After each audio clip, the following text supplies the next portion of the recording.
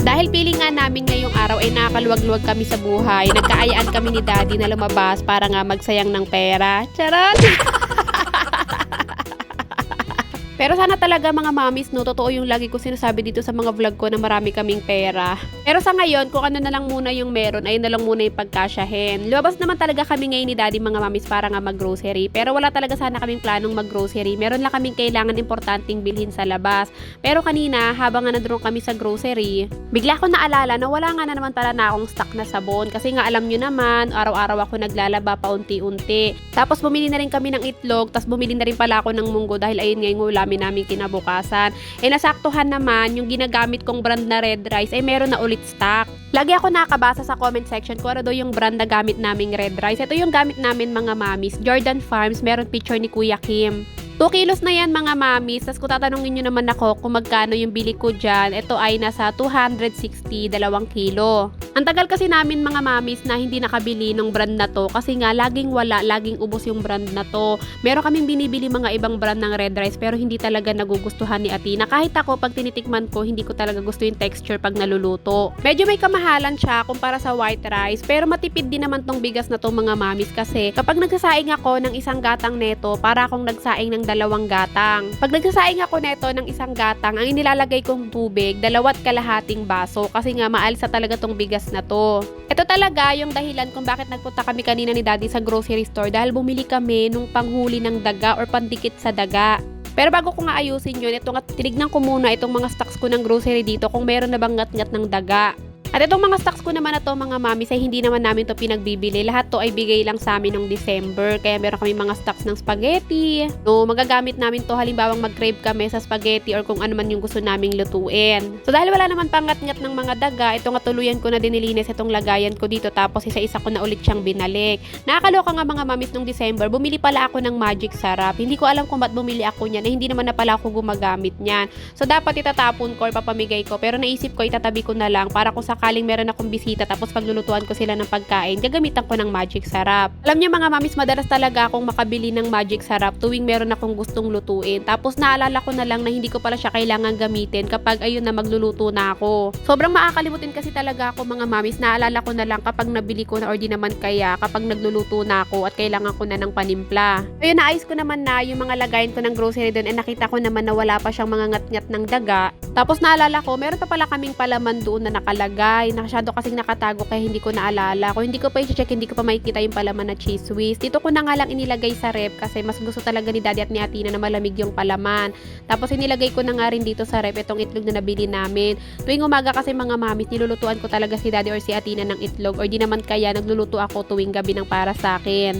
Eto nga, pagtingin ko sa rep, medyo nilinis ko kasi tinanggal ko na yung mga hindi namin kailangan. Nakita ko na meron pa pala akong nakatagong munggo doon. Bumili-bili pa ako ng munggo, meron pa pala akong stock ng munggo. Pero hindi naman na to ganun kadami. Pero ito na lang yung lulutuin ko. Para nga yung binili ko, sa ibang araw ko na lang lulutuin kapag naisipan ko na munggo ulit yung ulam namin. Nung natapos ko naman ang asikasuhin yung mga binili namin ni Daddy kanina, ang sunod ko namang gagawin nga ay maghuhugas ako nitong mga plato dito sa lababo. Ito ay kaninang umaga lang din naman tong mga to. So dahil meron nga kami nakitang isang maliit na daga dito sa loob ng bahay, ang ginagawa tuloy namin ngayon ay pagkahugas ng plato ini-sterilize tapos hugasan ulit. Gaya na lamang netong mga hinugasan ko ngayon, itatabi ko lang muna yan dyan kasi magpapainit ako ng tubig para i-sterilize siya. Pero bago nga yun, naayusin ko muna itong mga lagayan ko ng stock ng panlinis ng bituka ko. Sakto din kasi kanina ay dumating nga yung mga in-order kong wipes. Sa mga kagaya ko na gumagamit ng wipes kapag naglilinis ng bituka at nagtatanong ko ano ba yung ginagamit kong brand ng wipes, ito yung gamit ko mga mamis foam soft. Sa online ko yan binibili mga mamis, tapos 200 pesos, meron na akong 10 pieces. Sayang stocks ko na yan ay pang 2 linggo na. Nung natapos naman ako dun sa mga stocks ko, dito naman ako sa mga uniform ni Atina. Paplansyahin ko yung uniform niya, pero isang uniform tsaka yung isang palda nga lang ipaplansyahin ko. Kasi pag pinlansya ko na agad yung 2 uniform, yung isang uniform niya ay nagugusot pa dahil nga nandoon lang sa damitan nakasampay, naiipit-ipit. Kaya isang uniform lang ipaplansyahin ko, yung gagamitin lang niya kinabukasan. Ang bilis ng taon mga mamis, no? Ilang buwan na lang at malapit na ulit ang bakasyon. Alam nyo ba mga mamis, isang palda lang talaga ang pinagkatsagaan ni Atina. Yung dating palda niya kasi ay hindi na kasya sa kanya, tas hindi ko na talaga siya binilhan hangga't alam kong kasya to sa kanyang isang palda. Yung uniform naman niya, kaya dalawa yan, kasi yung dati niyang uniform ay kasya pa naman sa kanya, tas isang bago lang yung binili ko. Yung sa pang-PE naman niya mga mamis, isang shirt lang yung binili ko sa kanya, yung pants niya yun pa din yung luma. Kanina habang nagka-plancha ako, pagkatapos ko nga maghugas, nagpakulo na talaga ako or nagpalambot na ako ng munggo. Oo mga mamis, lutuin ko na tong munggo ngayong gabi para kinabukasan ay initin ko na lang. Pagkaluto nito, palalamigin ko lang tapos ilalagay ko na sa rep. Mabilis ang munggo lang naman to mga mamis, wala naman tong sahog. Nagisa lang ulit ako ng bawang sibuyas, nilagay ko na yung pinalambot kong munggo, tinimplahan ko lang ng paminta at asin, tas naglagay ako ng tubig.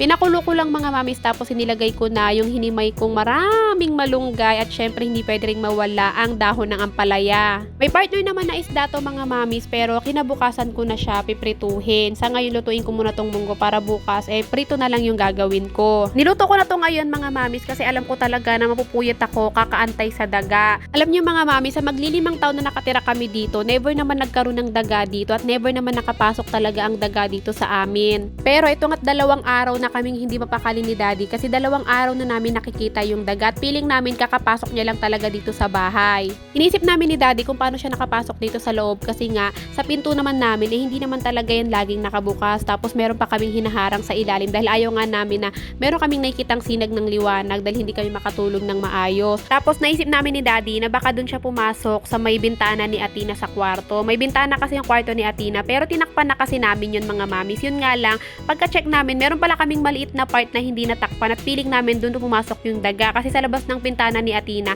merong host doon at dun siguro umakyat yung daga para nga makapasok dito sa loob. At feeling naman talaga namin na di isang daga lang yun at maliit lang naman yun. Kasi kung malaki yun, hindi naman yun makakapasok dito dahil maliit lang naman yun. Nakita nga naming butas dun sa may bintana ni Atina na hindi namin natakpan.